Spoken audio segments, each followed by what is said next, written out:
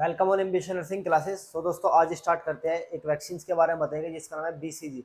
BCG vaccine किसके द्वारा बनी, कब बनी और बीसीजी वैक्सीन का यूज किस चीज़ के अंदर लेते हैं। तो फर्स्ट ऑफ ऑल बात करते हैं बीसीजी। जो बीसीजी होती है इसकी फुल फॉर्म क्या होता है? बीसीजी। बीसीजी की फुल फॉर्म होते हैं bacillus bacillus Calmette Guérin. Bacillus Calmette Guérin. Bacillus Calmette Guérin जो होते हैं बीसीजी। बीसीजी जो ये वैक्सीन होती है वो किस चीज मतलब बीसीजी वैक्सीन कब बनाई गई थी? फर्स्टली जो बीसीजी वैक्सीन है उसका जो डिस्कवर्ड की गई वो 1921 के अंदर की गई। 1921 के अंदर इसको डिस्कवर्ड की गई। और किसके द्वारा डिस्कवर्ड की गई? एक साइंटिस्ट थे, किसके द्वारा दी गई? जिसका नाम था कालमेट ग्यूरिन। इन साइंटिस्ट ने 1921 में बीसीजी वैक्सीन को डिस्कवर की। और बीसीजी वैक्सीन कहाँ से की मतलब किस तरीके से इन्होंने बनाई, किस तरीके से इन्होंने डिस्कवर की बीसीजी वैक्सीन। जो बीसीजी वैक्सीन है वो किसके द्वारा बनाई गई थी, मतलब बीसीजी वैक्सीन के किस तरीके से बनाई गई, किस चीज़ से ली गई बीसीजी वैक्सीन बनाने के लिए। एक होता है मायोबैक्टीरियम बोविस। Mycobacterium bovis. जो मायोबैक्टीरियम बोविस है जो एनिमल टीबी होते हैं। एनिमल टीबी, एनिमल के अंदर, जानवरों के अंदर टीबी देखने को मिलती है, उस चीज़ से उसका जो होता है मायोबैक्टीरियम बोविस। तो मायोबैक्टीरियम बोविस से कालमेट ग्योरिन ने 1921 में इसकी खोज की, बीसीजी वैक्सीन की। किसके कहाँ से ली? मायोबैक्टीरियम बोविस जो एनिमल टीबी होते हैं। और इसको बनाने के लिए मतलब कितना समय लगा बीसीजी वैक्सीन बनाने के लिए? वो 13 ईयर, 13 साल तक इस पर काम किया बीसीजी वैक्सीन पे। जब बीसीजी वैक्सीन बनी 13 साल तक बीसीजी वैक्सीन पर काम किया, उसके बाद बीसीजी वैक्सीन बनी। और बीसीजी वैक्सीन किससे बनाई गई? मायोबैक्टीरियम बोविस से बनाई गई। और किन साइंटिस्ट के द्वारा? कालमेट ग्यूरिन को। और कब बनाई गई? 1921 के अंदर बनाई गई। और इसके लिए जो एक स्ट्रेन यूज किया जाता है, स्ट्रेन यूज किया जाता है वो है दानिश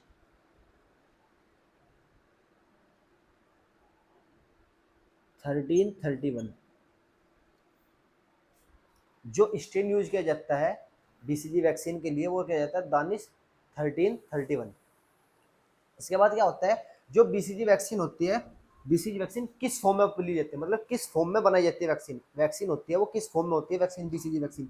जो बीसीजी वैक्सीन की फॉर्म होती है वो होती है पाउडर फॉर्म में होती है। पाउडर फॉर्म में बीसीजी वैक्सीन होती है। और उसको, उस पाउडर फॉर्म को क्या बोलते हैं? लाइपोलाइज्ड वैक्सीन। लाइपोलाइज्ड वैक्सीन बोलते हैं उसको। जो पाउडर फॉर्म में होती है उस पाउडर फॉर्म को होता है लाइपोलाइज्ड वैक्सीन बोलते हैं। और वो इनके लिए स्ट्रेन कौन सा यूज किया? दानिश 1331 द स्ट्रेन यूज किया गया। इसके बाद क्या होता है? जो लाइपोलाइज्ड है वो वैक्सीन है पाउडर फॉर्म में। अब इसको अगर हम किसी भी आदमी का लगाएंगे उसको पाउडर फॉर्म में तो नहीं लगाएंगे, उसको डाइल्यूट करनी पड़ेगी, उसको मतलब वाटर फॉर्म में लाना पड़ेगा, लिक्विड फॉर्म में लाना पड़ेगा। तो इसके लिए जो डाइल्यूट करते हैं, जो बीसीजी वैक्सीन के अंदर जो डाइल्यूट करते हैं, किसके साथ डाइल्यूट करते हैं बीसीजी वैक्सीन को? वो करते हैं एनएस, नॉर्मल सलाइन के। नॉर्मल सलाइन नॉर्मल सलाइन के साथ बीसीजी वैक्सीन को डाइल्यूट करते हैं। और डाइल्यूट करने की प्रोसेस को क्या बोलते हैं? रिकॉन्स्टिट्यूशन। डाइल्यूट करने की प्रोसेस को बोलते हैं रिकॉन्स्टिट्यूशन। कॉन्स्टिट्यूशन डाइल्यूट करने की प्रोसेस को बोलते हैं रिकॉन्स्टिट्यूशन। और अगर एक बार बीसीजी वैक्सीन को डाइल्यूट कर दी गई तो उसका यूज विदिन 4 आवर्स, 4 घंटे के अंदर उसका यूज करना चाहिए। अगर 4 घंटे के बाद उसका यूज करेंगे तो वो डेड हो जाएगी, खराब हो जाएगी मतलब वो। तो इसी तरीके से जो वैक्सीन होती है बीसीजी की वो पाउडर फॉर्म में होती है जिसका नाम होता है लाइपोलाइज्ड वैक्सीन होती है। उसको जो डाइल्यूट करते हैं वो नॉर्मल सलाइन के साथ करते हैं। और डाइल्यूट करने की प्रोसेस को क्या बोलते हैं? रिकॉन्स्टिट्यूशन बोलते हैं। और रिकॉन्स्टिट्यूशन के बाद उसका यूज कितने देर में? 4 आवर्स के अंदर उसका यूज करना चाहिए। अब जब भी जो बीसीजी वैक्सीन होती है, जब हम किसी, इसकी मतलब शेड्यूल क्या होता है, डोज क्या होती है इसकी, शेड्यूल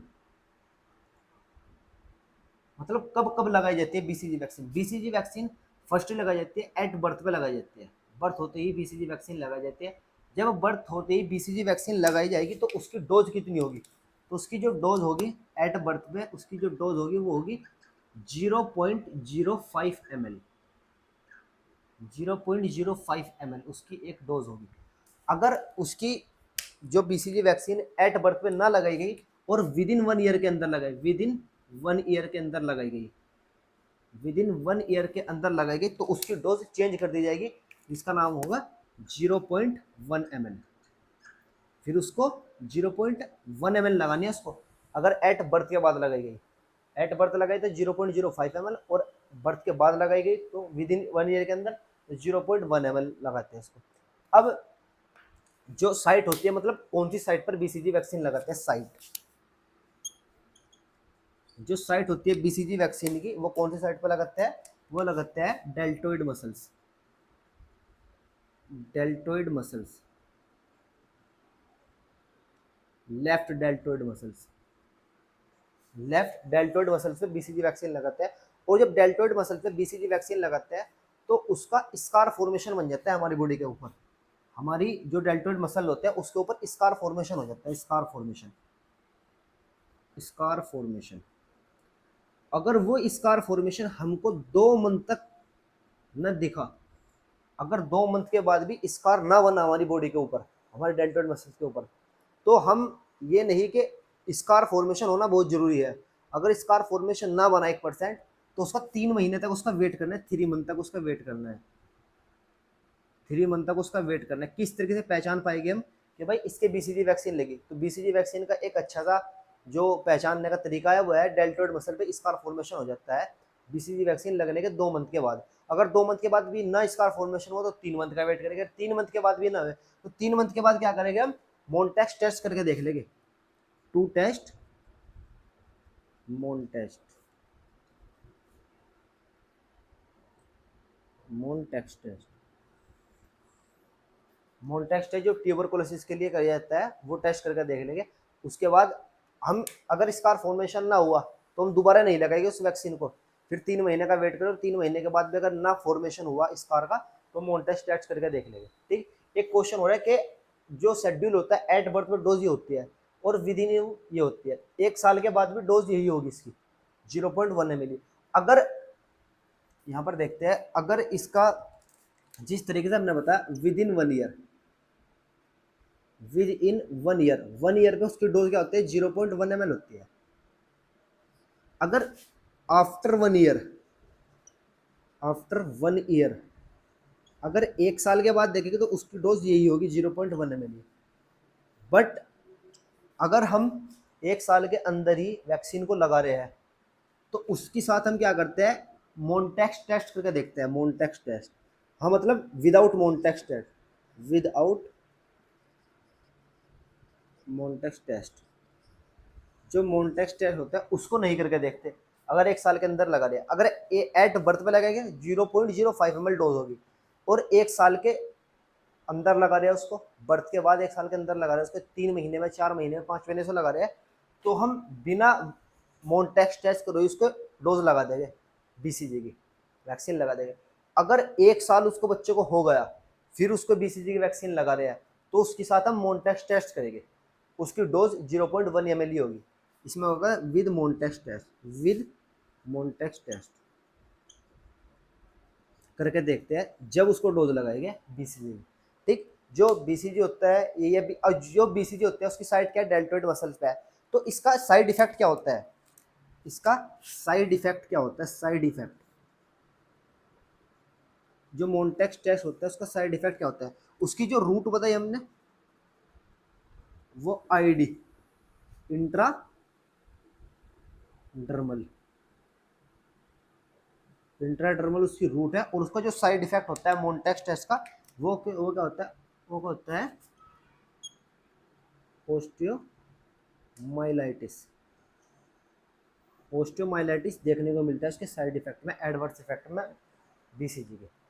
ठीक, और जो बीसीजी वैक्सीन होती है, बीसीजी, जो बीसीजी वैक्सीन होती है इसका यूज हम एक जगह और करते हैं, बीसीजी वैक्सीन का यूज हम एक जगह और करते हैं जिसका नाम होता है ब्लैडर कैंसर।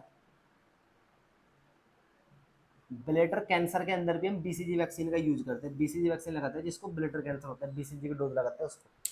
ठीक, तो यही आपका कंप्लीट हुआ कि बीसीजी, और एक चीज होता है कि बीसीजी वैक्सीन किस चीज के लिए यूज करते हैं? जो बीसीजी वैक्सीन होती है ना, उसको हम 3 चीज के लिए यूज करते हैं बीसीजी वैक्सीन को। फर्स्टली एक होता है लेप्रोसी, लेप्रोसी एक होता है लेप्रोसी, एक होता है पल्मोनरी ट्यूबरकुलोसिस, पल्मोनरी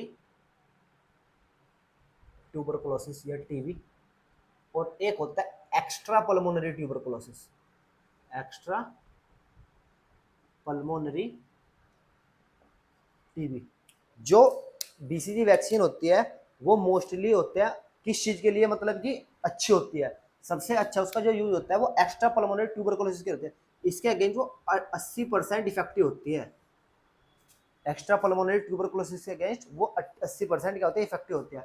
और पल्मोनरी टीबी के लिए वो होते हैं 20%, और लेप्रोसी के लिए वो 80% 40% इफेक्टिव होती है। तो उसकी इफेक्टिवनेस देखे अगर, जो सबसे ज्यादा इफेक्टिव होती है वो एक्स्ट्रा पल्मोनरी ट्यूबरकुलोसिस के अगेंस्ट, और पल्मोनरी ट्यूबरकुलोसिस के 20% होती है, और लेप्रोसी के 40% इफेक्टिव होती है। ठीक।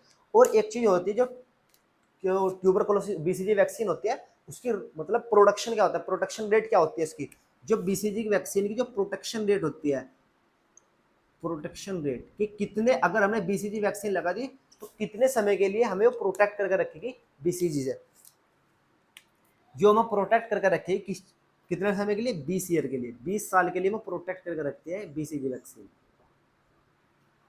ठीक। तो यही आपका कंप्लीट हुआ कि बीसीजी वैक्सीन क्या है, किसके द्वारा वैक्सीन दी गई। एक बार दोबारा से रिवाइज करते हैं, बीसीजी वैक्सीन क्या है, जो 1921 में कालमेट यूरिन के द्वारा दी गई थी, और मतलब कहाँ से बनाई गई थी, मायोबैक्टीरियम बोविस, जो एक एनिमल टीबी से ली गई थी, बनाई गई थी, और इसे बनाने में 13 साल का समय लगा था। और इसके लिए जो स्ट्रेन यूज करते हैं वो दानिश 1331 यूज करते हैं। ठीक। जो फॉर्म मतलब किस फॉर्म में पाई जाती है, जो वैक्सीन होते हैं किस फॉर्म में होते हैं, वो पाउडर फॉर्म में होती है, जिसका नाम होता है लाइपोलाइज्ड वैक्सीन, लाइपोलाइज्ड वैक्सीन। जो लाइपोलाइज्ड वैक्सीन जो पाउडर फॉर्म में होती है, तो उसको जब लगाएंगे तो लिक्विड फॉर्म में लगाएंगे, तो लिक्विड फॉर्म में उसे डाइल्यूट किस, मतलब लिक्विड फॉर्म में लाने के लिए पाउडर फॉर्म को तो किस चीज में डाइल्यूट करते हैं, नॉर्मल सलाइन के साथ डाइल्यूट करते हैं। तो उस डाइल्यूट वाले प्रोसेस को, लिक्विड का नाम, पाउडर को लिक्विड में डाइल्यूट करना, उस प्रोसेस को बोलते हैं रिकॉन्स्टिट्यूशन।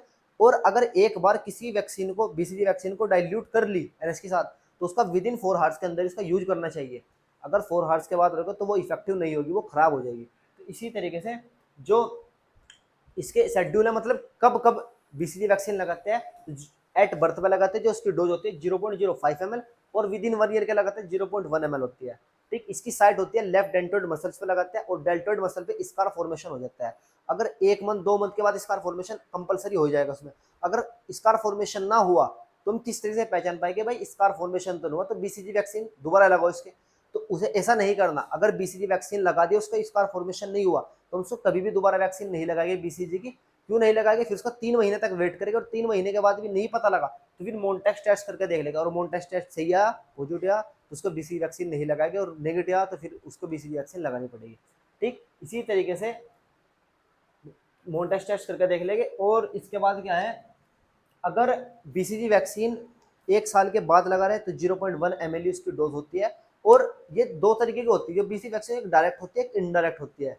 इनडायरेक्ट का मतलब क्या है, अगर 1 साल के बाद लगा रहे हैं तो पहले मोन्टेक्स टेस्ट करके देखेंगे, तो उसको बोलते हैं इनडायरेक्ट। इनडायरेक्ट अगर हम 1 साल के अंदर ही लगा रहे हैं, 0.1 ml 1 साल के अंदर ही लगा रहे हैं, तो हम विद आउट मोन्टेक्स टेस्ट, तो मोन्टेक्स टेस्ट नहीं करेंगे, तो वो होती है डायरेक्ट। एक डायरेक्ट बीसीजी, एक इनडायरेक्ट। इनडायरेक्ट का मतलब क्या होता है कि 1 साल के बाद लगा रहे हैं तो एक टेस्ट करके देखेंगे, पहले मोन्टेक्स टेस्ट वाला, और 1 साल के अंदर लगा रहे हैं तो विदाउट मोन्टेक्स टेस्ट। अगर बर्थ के समय लगाते हैं 0.05 ml उसको डोज लगाते हैं। ठीक। इसके बाद क्या होता है, जो इसका साइड इफेक्ट होता है, साइड इफेक्ट होता है, जिसका साइड इफेक्ट होता है वो होता है ओस्टियोमाइलाइटिस, ये होता है इसका साइड इफेक्ट, क्योंकि डेल्टोइड मसल्स पे लगाते हैं। ठीक। और जो रूट होती है आईडी इंट्राडर्मल, उसकी जो रूट होती है इंट्राडर्मल होती है। और जो बीसीजी वैक्सीन होती है इसका अदर यूज कहाँ पर करते हैं, हम करते हैं ब्लैडर कैंसर के, जो ब्लैडर का कैंसर होता है उसमें भी उसका यूज करते हैं। इसके बाद जो बीसीजी वैक्सीन होती है किस चीज के लिए ज्यादा इफेक्टिव होती है, एक्स्ट्रा पल्मोनरी ट्यूबरकुलोसिस के लिए ज्यादा इफेक्टिव होती है। कौन सी, बीसीजी वैक्सीन। और जो पल्मोनरी ट्यूबरकुलोसिस है उसके लिए ये 20% इफेक्टिव है, और जो लेप्रोसी है उसके लिए ये 40% इफेक्टिव है। अब लेप्रोसी और एक्स्ट्रा पल्मोनरी ट्यूबरकुलोसिस और ट्यूबरकुलोसिस क्या होता है, तो इसी तरीके से एक बार बताता हूँ आपको मैं रेपिड रिवीजन के जोर पे, कि जिस तरीके से जो बीसीजी होते हैं, बीसीजी बायोबैक्टीरियम, बीसीजी होते हैं बैसिलस बैसिलस कालमेट-ग्यूरिन होती है। जो बैसिलस होते हैं वो बैक्टीरिया होते हैं और बैक्टीरिया को माइक्रो ऑर्गेनिज्म बोलते हैं। जो बैक्टीरिया होता है वो दो टाइप का होता है, मतलब दो शेप का होता है। On the basis of structure के बेस पे जो बैक्टीरिया होता है वो टू शेप का होता है। एक होता है रोड शेप का, एक होता है कोमा शेप का। जो कोमा शेप का होता है वो भी दो टाइप के होते हैं, एक होता है स्टेफाइलोकोकस और एक होता है स्ट्रेप्टोफाइलोकोकस और एक होता है स्ट्रेप्टोकोकाई। जो स्ट्रेप्टोकोकाई होता है ये क्या करता है, अगर हॉस्पिटल एक्वायर्ड इन्फेक्शन लगता है तो उसका जो जिम्मेदार होता है इन्फेक्शन वो होता है स्टेफ्लोकोकाई। स्टेप्टोकोकाई, ठीक। तो जो स्टेप्टोकोकाई होता है वो उसका होता है। इसी तरीके से जो रोड शेप का होता है उसको बोलते हैं मायोबैक्टीरियम।